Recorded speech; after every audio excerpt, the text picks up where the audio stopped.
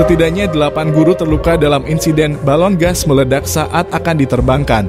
Peristiwa tersebut terjadi pada Sabtu 25 November 2023 lalu di Sekolah Dasar Negeri Cimuning 1, Kecamatan Mustika Jaya, Kota Bekasi, Jawa Barat.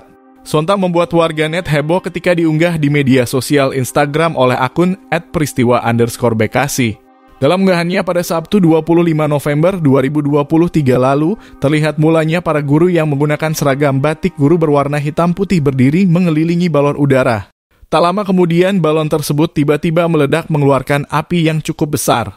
Suara ledakan itu bahkan terdengar cukup kencang hingga membuat murid yang berada di lokasi kejadian berteriak dan menghindar. Usai ledakan tersebut terjadi, terlihat beberapa wajah guru itu basah. Bahkan dalam video tersebut juga memperlihatkan wajah salah satu guru yang tengah diperban diduga akibat terbakar. Melalui keterangannya, kejadian itu disebabkan karena balon tersebut diputus menggunakan korek api. Kejadian balon gas helium meledak saat hendak dilepas itu rupanya digunakan untuk memperingati Hari Guru.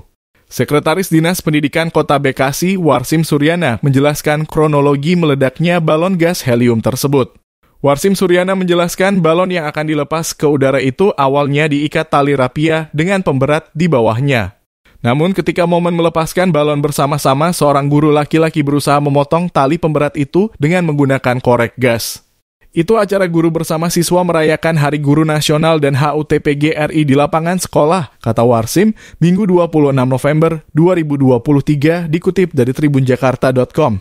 Tidak diduga kemudian terjadi ledakan akibat dari korek api mengenai balon, sambungnya. Akibat kejadian tersebut, 8 orang guru mengalami luka.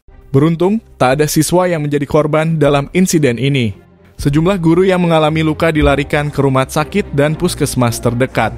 Korban yang terkena ledakan semuanya guru, tidak ada siswa. Musibah ini langsung ditangani pihak sekolah, Disdik, Bimaspol, ujarnya.